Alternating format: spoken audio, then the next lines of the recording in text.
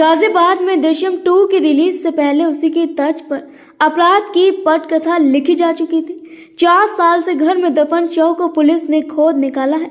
नंदग्राम निवासी चंद्रवीर की हत्या अवैध संबंधों के चलते उसकी पत्नी ने प्रेमी के साथ मिलकर कर दी थी।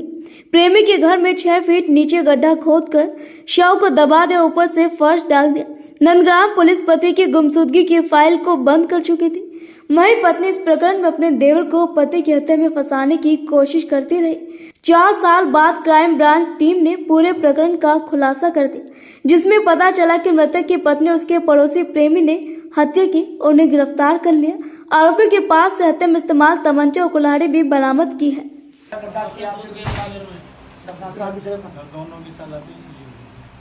लेकिन थोड़ा तो डर लगता है ना कि अपने घर में किसी की हत्या करके तुम शव गाड़ दोगे, अपने घर में गाड़ी रखा। पर बार बार नो ऐसा नहीं हुआ तो हमारे पे वो हो जाएगा, आँच आ जाएगी, इसलिए आइडिया कहाँ से आया? गड्ढा खोदते दबाने वो इसलिए आया था कि बाहर घेरते तो हम पकड़े जाते या कोई और नहीं कहता भाई किसी काम के लिए, इसलिए घर में करा। फिर लैट्रिन का गड्ढा खुद रहा था। क्या तुमने कोई फिल्म वगैरह देखी थी? उसमें देखा था कि किस तरह गड्ढा खोदना, वहीं में दफना देना। आप क्यों काटा था तुमने? आप क्यों काटा? वो सब पहचान हत्या से कितने दिन पहले गड्ढा खोदा था?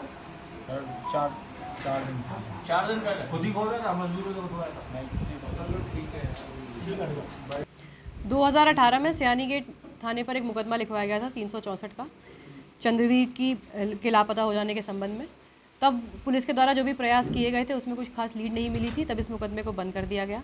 अभी क्राइम ब्रांच को इसमें कुछ लीड्स थी, जिनके आधार पर उन्होंने क्राइम ब्रांच ने केस को टेकअप किया और हमने इस पर काम किया। तो फिर ये केस वर्कआउट हुआ कि इसमें मृतक की पत्नी ने अपने पुरुष मित्र के साथ मिलके उसकी 4 साल पहले हत्या कर दी थी और उस पुरुष के घर में ही पति को, मृतक को 6 से 7 फीट का गड्ढा खोद के उसी में उन्होंने दफना दिया गया था, उसकी पत्नी और उसके प्रेमी द्वारा।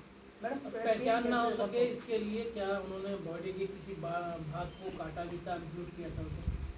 मृतक के हाथ में एक कड़ा था जिस पर उसका नाम गोदा हुआ था, तो बाद में भी किसी को उसकी पहचान ना हो पाए इसलिए उन्होंने उस कुल्हाड़ी से उसका हाथ काट लिया था, बॉडी से डेथ कर दिया। ये आपसे जानना चाहेंगे कि इस पूरे मर्डर की प्लानिंग किस तरीके से की गई थी, जहाँ क्योंकि बाल्टी भी रिकवर हुई है, वो तमंचा भी रिकवर हुआ जिससे गोली मारी, कैसे हुआ था?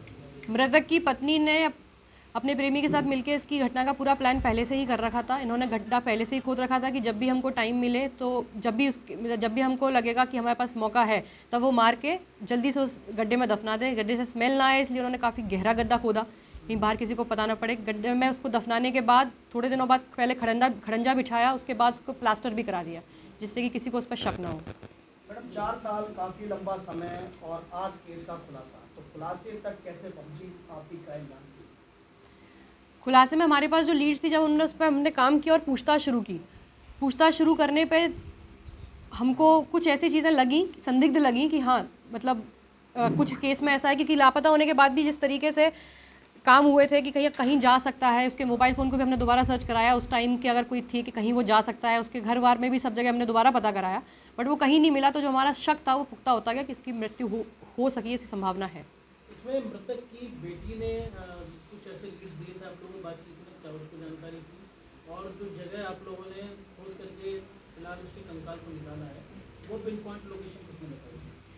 मृतक की बेटी ने हमको, उसको शक था कि मेरे पिताजी की हत्या हो चुकी है, तो उसी शक ने हमारे शक को पुख्ता किया। जब हमने इनसे पूछताछ के बाद ये जो पिन पॉइंट वाली लोकेशन है, ये तो हमको आरोपी ने ही बिल्कुल पिन पॉइंट की यहाँ पर मैंने इसको गाड़ा था, वो उन्हीं की निशानदेही पे निकाली गई है।